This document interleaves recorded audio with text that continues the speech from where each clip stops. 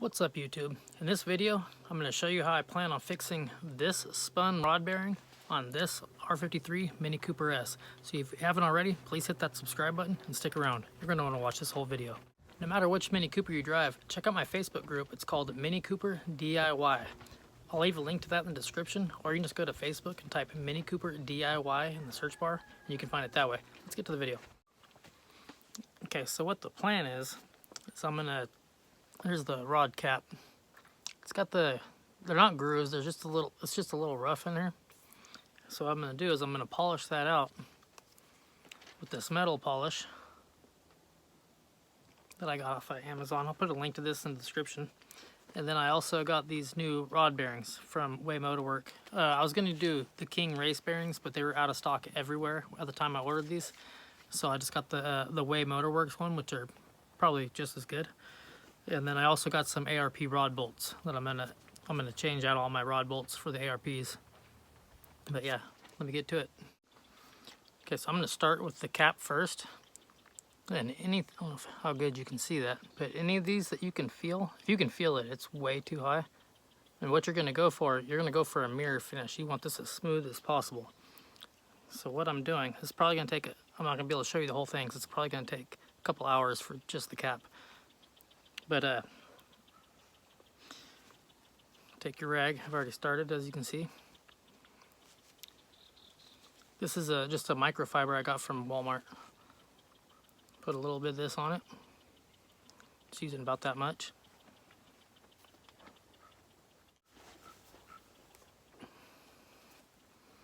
I'm just taking it. I'm holding on as tight as possible. And just I'm starting on the spots where I can feel it the worst, which for me on this one is right here. And I'm just twisting it back and forth. I'll use my thumb, probably a little stronger.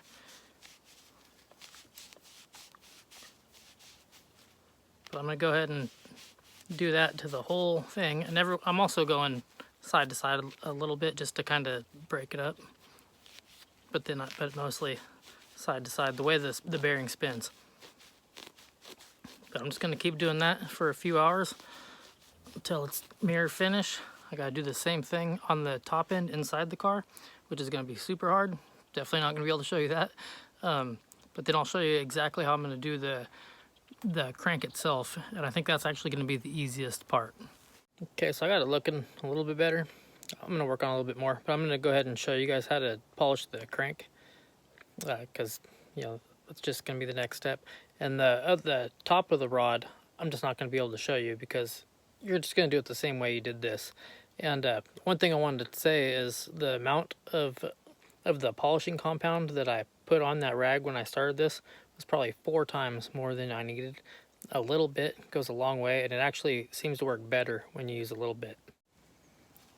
Okay, first you're going to take a piece of that cloth and you're going to cut it into strips like this. Then take your compound. Like I said, you don't need that much. Just put a little bit on the crank itself. I'm gonna get a little bit on the top.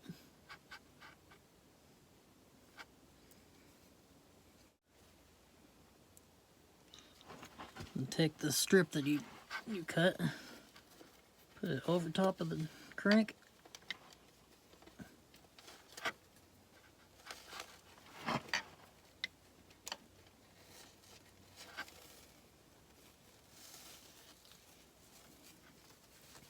And then you're gonna just wrap it around like this and just go back and forth like that.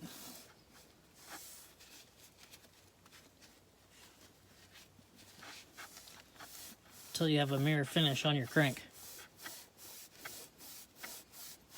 The crank is actually a lot better than my rods are. I'll probably have to replace the rods eventually, but the crank actually doesn't look that bad. But yeah, just keep doing that until it's shiny. Okay, so I've been polishing on this for a while. As you can see, there's still grooves in it. It's not even close to perfect. I wouldn't recommend anybody put this back on their car if they were planning on you know, this is their only car, it's their daily driver. I'm actually going to put it back on mine, and I am going to daily drive it. But the reason I'm going to do that is just kind of like for YouTube, just to see how long it stays together. Well, it'll stay together, but until the bearing spins again. But these grooves, they go in, they don't stick out. So I think it will hold. I think it will oil. It's just it's going to eat up the bearing, I think. So I don't know how long do you guys think it's gonna last before it starts knocking again? Put a comment below. My guess is it'll last. I think it'll last a year before it starts knocking again. And remember, when I daily drive, I drive 112 miles a day, 4 to 5 days a week. So figure that in. Well, maybe less than a year. Maybe somewhere between 1 week and a year. We'll see. Okay, so if you were going to do this the correct way, you would use plasti gauge. You would check it, make sure it was going to be in tolerance before running it. I'm going to do it the poorest of poor ways. I'm not going to use plasti gauge. I polished it. I'm just going to put it back together. I'm just going to see what happens.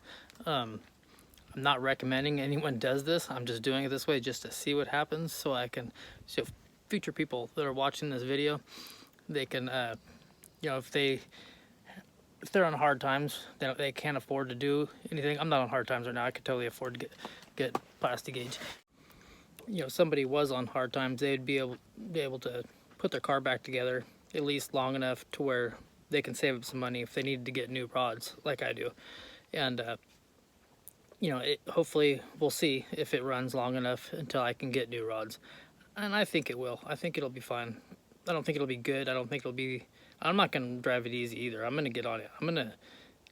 You know, I'm putting ARP bolts in it. I'm going to be a rod bolts in. I'm going to be able to get the RPM up pretty high. I'm going to drive it. I'm going to see how well it holds together. Doing it is probably as wrong as possible, but that way, you know, anybody else doing this that has the same issue can at least get their car back together until they can fix it the right way. Okay, so once you have everything polished up, what you're going to want to do is take your rod bearings, and if you look at the part number, see if I can get that to show up on camera. Yeah, well, it's not going to zoom, but right here, it ends in an L. That L is for lower. The other one ends in a U, and the U is for upper. So you take the lower one, and that's going to go on your rod cap. You see how it has this little groove in it? It's the tang, I believe it's what it's called. You want to line that up. Then you're going to go ahead and pop that in.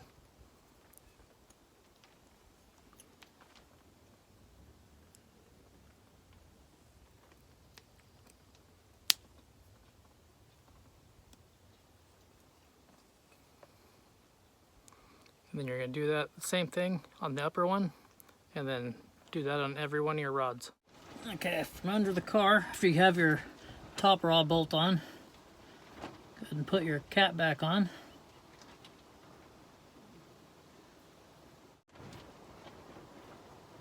Make sure you're using the ARP rod bolt lube, or not rod bolt lube, just the ARP lube.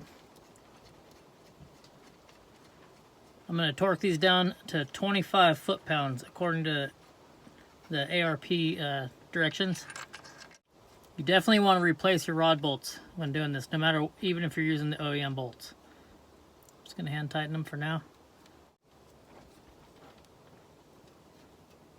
Already not knocking. Just kidding. A couple things I want to point out.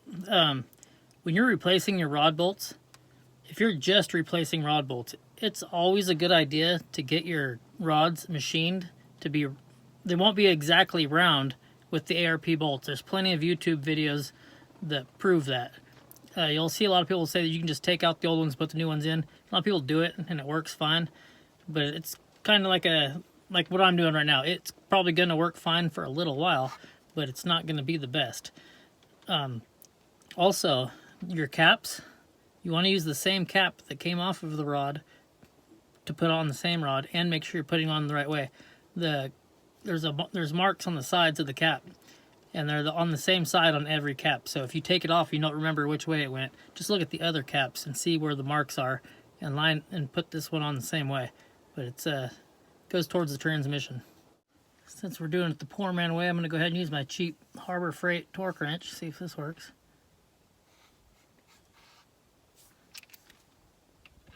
Torque them down evenly.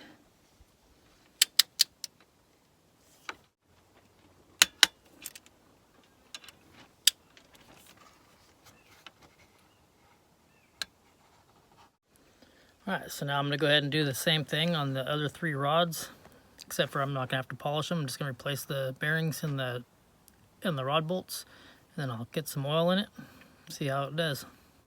Okay, so I got the rods back in, putting the oil pan back on, and I realized I don't have any oil, so I'm gonna have to do the initial startup in another video. But everything's fine, everything's tight. There's only side-to-side movement. They all feel good. I'm pretty confident that it'll last a little while at least. But if you like this video, give it a thumbs up. If you didn't like this video, give it a thumbs down. I'll catch you in the next video.